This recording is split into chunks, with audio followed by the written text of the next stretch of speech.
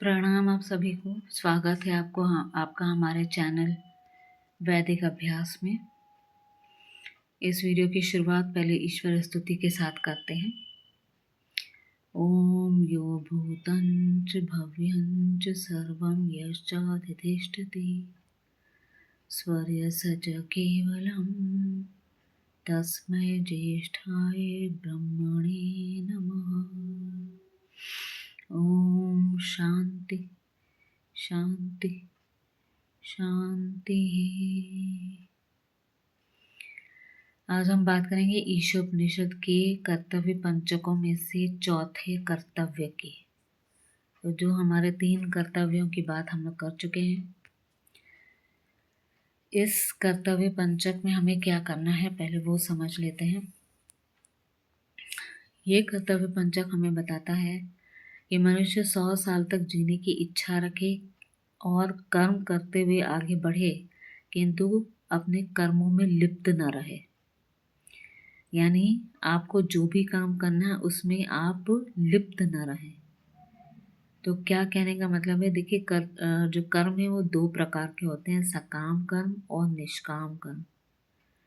सकाम कर्म वो होता है जिसमें आप जब काम करते हैं तो आप साथ में फल की इच्छा रखते हैं। और निष्काम कर्म का मतलब हो गया आप कर्म करते रहेंगे किंतु आपको फल की इच्छा की कोई भी अभिलाषा नहीं रहेगी। इस संसार में जो भी वस्तु हम आसपास देखते हैं, जो भी प्राणी हम देखते हैं, बिना कर्म के वो नहीं रह सकता। जैसे अभी ये जो मोबाइल फ़ोन पे मैं ये वीडियो रिकॉर्ड कर रही हूँ, तो इस मोबाइल में भी बहुत सारे कण हैं। उन कणों में कुछ वाइब्रेशंस हैं, कुछ कंपन हैं। हर चीज़ एटम से बनी है और एटम में आपको पता ही है कि बीच का जो न्यूक्लियस होता है जिसमें न्यूट्रॉन और प्रोटॉन रहते हैं, जो चारों तरफ उनके इलेक्ट्रॉन्स मूव करते रहते हैं। यानी कोई भी प्राणी इस संसार में बिना कर्म के रह ही नहीं सकता, और मनुष्य तो कर्म करने के लिए ही बना है। तो ये जो सकाम और निष्काम कर्म, अब जैसे हम लोग कहते हैं कि इसने संन्यास ले लिया। संन्यास लेने का मतलब ये नहीं कि सारे कर्म त्याग दिए।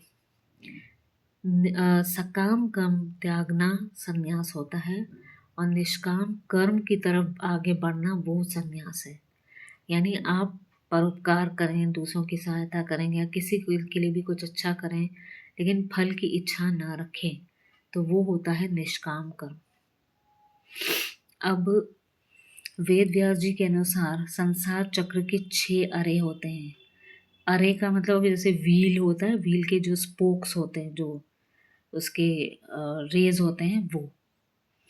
तो हमारे जीवन में भी 6 प्रकार के अरे हैं। पहले 3 अरे क्या हैं? एक तो ये है कि अभिलाषा करना, है ना। आपको कुछ इच्छा होती है, आप उसके लिए कर्म करते हैं, फिर आपको सुख प्राप्त होता है, और उस सुख को प्राप्त करने के बाद फिर आप में एक वासना जागती है कि मुझे दोबारा वही चीज़ चाहिए। तो यानी कि जब भी आप इच्छा करेंगे और उस इच्छा के फलस्वरूप आप कुछ काम करेंगे तो आपको सुख प्राप्त होता है, और उस सुख प्राप्त करने के बाद फिर आपका मन करेगा मुझे दोबारा ये काम करना है, मुझे फिर से यही सुख चाहिए। तो यानी ये चक्र चलता ही रहेगा। एक बार आपने अभिलाषा की कि मुझे ये करने से सुख मिले, तो सुख मिला आपको, फिर आपको वासना जागी कि यस मुझे दोबारा ये करना है, मुझे दोबारा इसी प्रकार का सुख चाहिए। तो आप इन 3 अरे के चक्कर में फंस गए। क्या क्या था? अभिलाषा, सुख और फिर जो वासना। इसके विपरीत जो बाकी 3 अरे हैं वो है दुख, द्वेष। द्वेष से उत्पन्न होता है दुख। अब द्वेष क्या होता है? किसी के प्रति जलन की भावना, गुस्से की भावना रखना, फिर उससे दुख उत्पन्न होता है और फिर वो वासना होती है। यानी फिर इसी चक्र में आप फिर फंसे रहते हैं। दोबारा आपको फिर किसी से द्वेष होगा, फिर दुख उत्पन्न होगा, फिर इसी प्रकार से आप इसी चक्र में फंसते रहेंगे। तो ये जो 6 अरे हो गए टोटल, एक हो गया इच्छा, सुख, और फिर आपको वासना, फिर आता है आपका दुख, द्वेष, दुख और उसकी भी वासना।